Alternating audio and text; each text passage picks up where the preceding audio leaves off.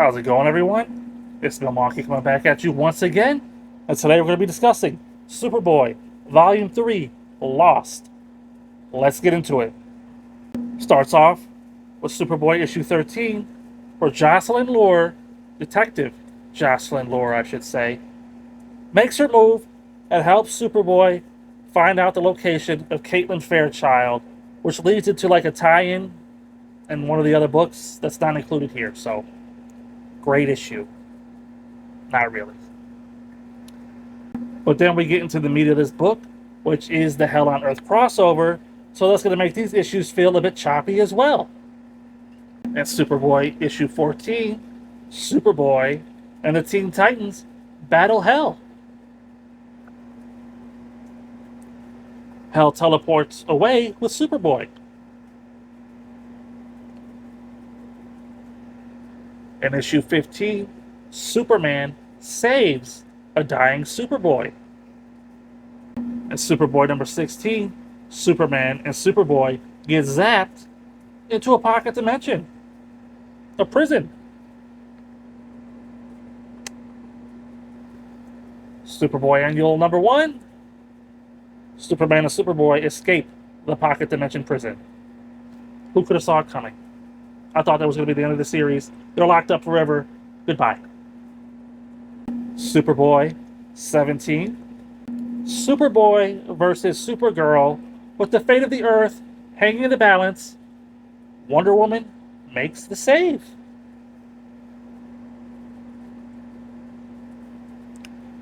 That concludes the Hell on Earth portion of the Superboy book. To see the finale, you gotta read Superman 17, which is also not included here. So, enjoy. But here's where things get interesting. These final 2 issues in the volume, in my opinion, save the book. Let's break them down. In issue 17, Superboy battles a villain named Plasmus, while Dr. Psycho watches on.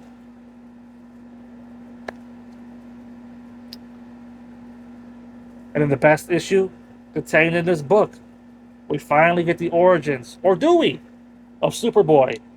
Well, we definitely get the origins of the character known as Harvest, who kicked this whole thing off back in Superboy number 1 and Teen Titans, and the whole thing with the culling. It's all coming together. It seems like there was a plan all along.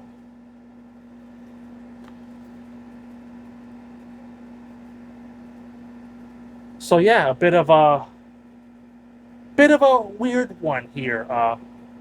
We're gonna start off with the issue that leads into a tie-in that's not contained in this book, and the meat of the sandwich or whatever is a whole bunch of event tie-ins that you could read by themselves right here in the book.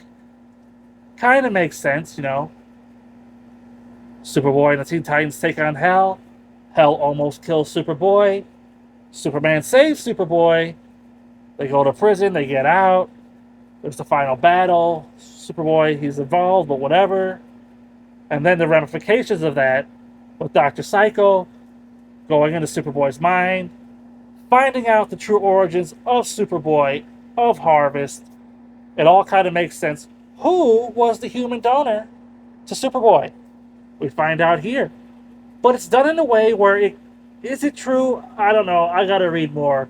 I gotta see what happens next to find out if it sticks. But it's done in such a way that it makes it seem like there was a plan for the beginning. When the Superman title books were really like random, right? But it's all coming together, and it's all thanks to Scott Lobdell. Can you believe it? So like I was alluding to, your mileage may vary when it comes to Superboy Volume 3 Lost. But we get a lot of questions answered here, and it really makes me want to read the next volume, like right when I'm done filming this video. So with all that being said, even though the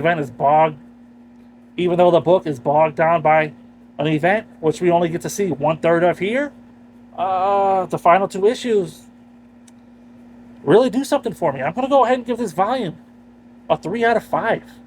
Does it deserve it? I don't know. But for those final 2 issues alone, right? Pretty good stuff, pretty intriguing. Makes you want to see what happens next. Speaking of which, I gotta go. So until next time, I'll see you there.